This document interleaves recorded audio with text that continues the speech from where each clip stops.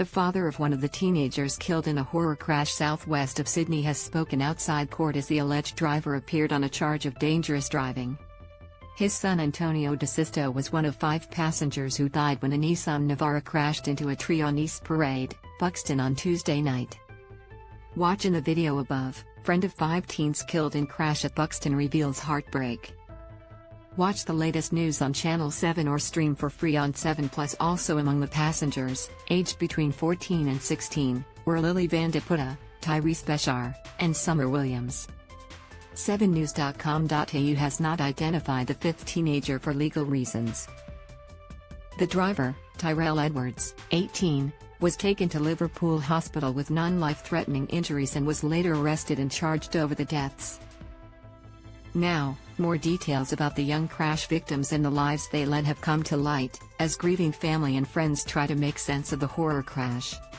It's understood Lily was best friends with the other female passenger since primary school, and they were also soccer teammates.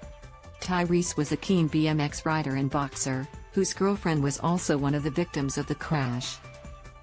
Antonio was studying as an apprentice carpenter. Outside court, Antonio's father Antonio Desisto said he thought the world of his son. "Now, I've got to visit my son at the morgue," he said. "He was my best friend. He never left my side, and we did everything together. He was the most happy and humble boy. He used to go to church and pray. He was just a blessed young man." On Wednesday, a devastated friend of the teenagers told 7 News she had spoken with them on Tuesday night before the crash. "They were always there for me," Ellie Mount said. "I played soccer with them, they were always there, and to think that they texted me last night asking if I wanted to hang out with them. I could have gotten Mum to pick them up, and I could have prevented it. They invited me to hang out, but I told them I couldn't stay out late as I had to get up at 6 a.m. for school." Ellie added the girls were amazing friends, and said she doesn't know what to do following the accident. "They weren't ready to go," she said. "I feel like I can't wake up. I've had the worst week ever." Driver refused bail. The teenage driver was refused bail after he was charged with dangerous driving. Tyrell Edwards, 18, had sought release after spending the night in police cells in Buxton. But Magistrate Mark Douglas on Thursday sided with police arguments that bail conditions couldn't mitigate the unacceptable risks of allowing the teenager out of custody. The magistrate said the decision to deny bail to the young man was difficult but concluded he posed a risk to the community. "It's not an easy decision. He is a young man who has never been in custody," he said. Edwards is charged with dangerous driving occasioning the deaths of 3 girls and 2 boys, aged between 14 and 16. The Buxton High School students were allegedly crammed into a Nissan Ute being driven by Edwards when it left the road and hit the tree near the Wollondilly Shire village of Buxton. Suspected cause of crash revealed: speed has emerged as a key likely factor for the crash.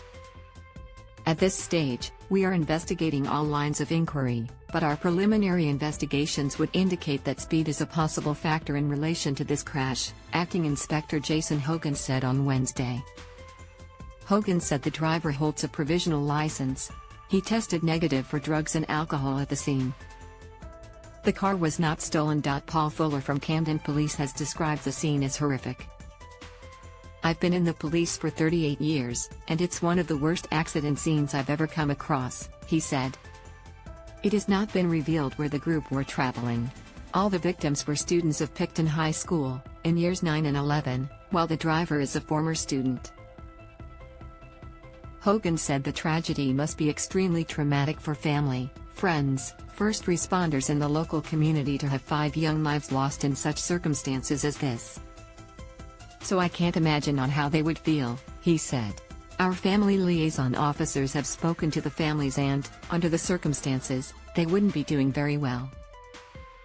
We'll be offering them some support, and we've reached out to the Road Victims Support Group to provide ongoing welfare and counseling as part of the services that they provide." With OP. And finally, thank you all for watching the video. Please like and comment your opinion so we can discuss together. Don't forget to subscribe, press the bell to follow and update many other interesting news. See you in the next videos. Goodbye.